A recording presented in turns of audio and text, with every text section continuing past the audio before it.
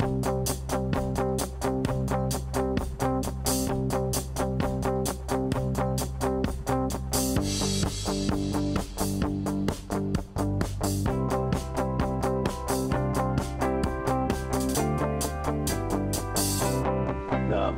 mean, the simplest way for you to generate feedback is obviously just to be there when they're on the site. I'm a big proponent of live chat tools when you first launch your app. User voice is great for ongoing customer feedback, for doing it asynchronously, for when you have at least a couple hundred users. I think when people first launch, putting a live chat app on your website is a great way to kind of interact with those first people, those first early adopters, and really get to understand their story. But I don't think there's really any no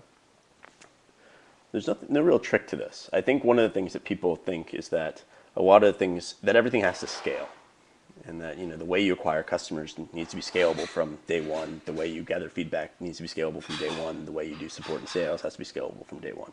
And I think that's just not true. So I think you can do a lot of things when you first launch a company, which are completely unscalable, right? For example, having a phone call with every single person that signs up.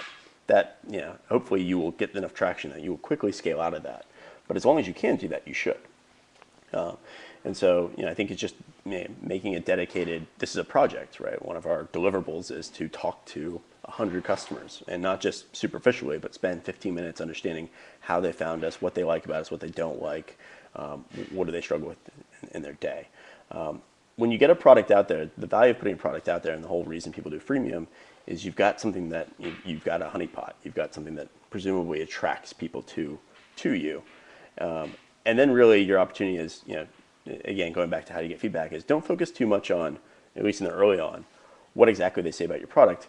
Figure out what problem brought them to you, right? And then mine around that problem, and what are all the kind of the problems adjacent to that, and try to come up with, what's the shape of the biggest problem you could possibly solve. Like I said, your MVP is really a honeypot. It's a way to attract people that have some sort of problem, and then mine them further. When we went to go build a help desk, which is now 2 years into doing user voice, I personally did about 70 customer interviews, both customers and non-customers.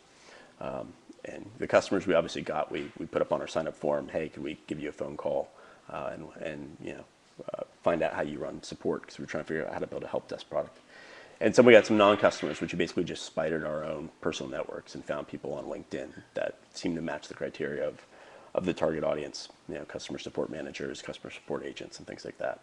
And I literally did about 50 to 70 live in-person interviews, not in-person, sorry, like on the phone interviews for about 30 minutes to an hour. And I didn't even ask them about our product. I simply just walk me through your day. And, and then just, you get good at looking for the things that people mention that are pain points, right? Walking through the day. Oh, I do this and this and this. And oh, you do that every day? How long does that take? 30 minutes? Do you like spending 30 minutes on that? No, I wish we do this because the system sucks, blah, blah. So, the trick to getting feedback in those kind of interview style things is not being afraid to kind of go down digressions and rabbit holes. In fact, that's the whole point. Most of the gold is down one of those rabbit holes. So let people talk their way, and and you pick out the things which seem like they want to talk more about, and that's usually pretty obvious, right? Anyways, I'm digressing away from the question. But the simplest ways for Sharps to generate feedback, right? One is live chat. The other one is, if you have a sign up form, put some box on there being like, hey, can you check this box? We'd love to, can we give you a phone call and have a chat? And I really do think, user voice is based around asynchronous communication, support emails and tickets and forums and chat. But when you're early on building a product, in some cases, you want to also add on synchronous communication. You always have to have asynchronous because you can't be there all the time. And you want to be capturing feedback even when you're sleeping. And you want to be making sure you're getting support issues coming in even when you're sleeping. But the synchronous part is good to layer on in the very early stages, right? And that's typically what we see, like we've gone in and kind of assessed how people do this, is synchronous either in terms of chat or phone. They add on in the first month or so, or the first few weeks of launch. Once they figure these things out, they tend to take those things away because it does take up a lot of your time. They focus on executing on that feedback, and then focus on more asynchronous methods.